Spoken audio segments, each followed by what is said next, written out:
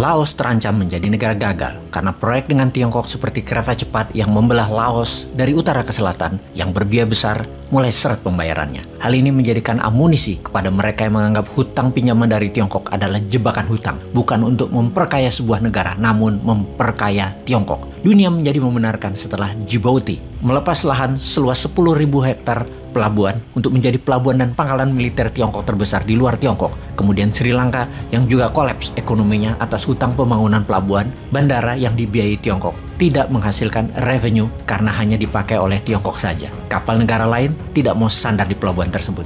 Kemudian jalanan yang membelah Pakistan dari perbatasan Tiongkok ke selatan Pakistan ke pelabuhan juga tidak menghasilkan traffic yang baik. Intinya semuanya bangkrut, merugi, tidak bisa bayar cicilan. Seperti Djibouti dan Sri Lanka, aset tersebut disita Tiongkok. Cerita tentang Laos hutang Tiongkok beberapa tahun yang lalu meledak baru di bulan Juli ini. Laos menyatakan tidak sanggup, default. Ini menjadikan amunisi bagi pengkritik China debt trap diplomasi, dalam tanda kutip, yang dengan lantang mengatakan, "Tuh kan, gue bilang juga apa?" Dapat dipastikan, ke depan proyek Tiongkok di Laos diambil alih Tiongkok selama 50 tahun ke depan. Laos tidak perlu membayar cicilan dan pokok, namun selama 50 tahun dikelola Tiongkok aset-aset pembangunan tersebut, salah satunya kereta cepat di Laos, diambil Tiongkok. Pastinya, Laos memiliki hutang 14,5 billion dolar. Kecil memang kalau dalam ukuran dagang, namun Laos bukan negara eksportir kelas dunia. Hutang yang bernilai 14,5 billion cukup membuat ekonomi Laos terganggu karena 14,5 billion adalah 88% dari nilai GDP negara Laos. Dan itu hutang jadi besar sekali nilainya. Sudah kategori berbahaya.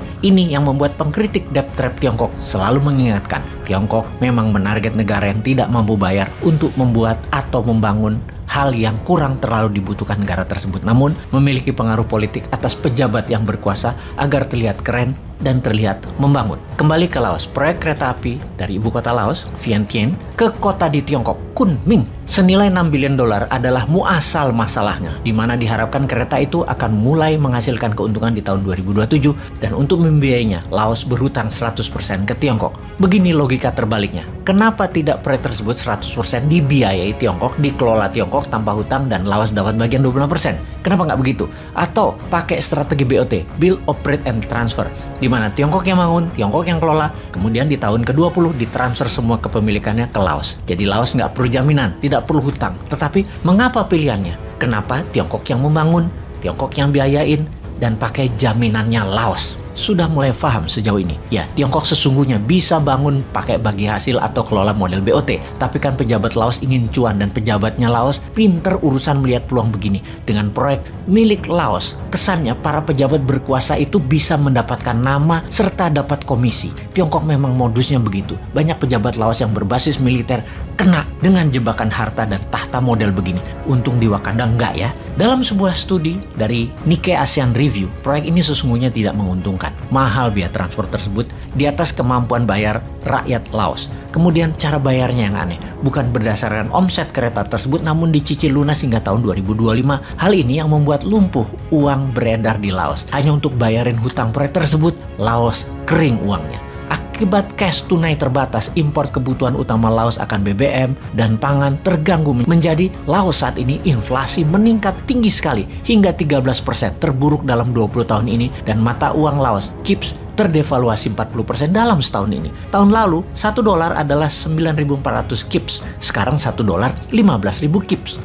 Sama ya, 1 dolar 15 ribuan, kayak rupiah ya. Balik ke Laos. Laos inflasi dan devaluasi bukan karena efek perang Ukraina, tetapi jauh sebelumnya. Ditambah perang Ukraina dan harga BBM dunia naik, Laos bangkrut dan gagal bayar hutang jadinya. Bagaimana Indonesia melihat peluang ini? Laos adalah negara ASEAN. Kalau Indonesia mau jadi raja di ASEAN, bail out hutang Laos. Lakukan seperti India membail out sebagian hutang Sri Lanka. India pasang kaki di sana, di mana India bisa menjadikan Sri Lanka buffer country, juga kendali ekonomi Sri Lanka. Demikian juga strategi luar negeri bernegaranya Indonesia. Dulu Indonesia kendalikan Vietnam, Thailand, Malaysia, dan Singapura. Sekarang ada peluang lagi, yaitu ambil Laos, kemudian Myanmar, Solomon Island, dan Bougainville, serta Timur Timur. Semua bisa Indonesia pengaruhi. Indonesia harus ambil peluang, jangan malah Indonesia kayak Laos. Enggak lah, pinter pejabatnya kok. Nggak mungkin kejebak kayak Laos yang pejabatnya super ego dan rakyatnya nggak paham karena dijejali buzzer propaganda supaya nggak ngeh jebakan Tiongkok, malah memuja Tiongkok. Indonesia beda.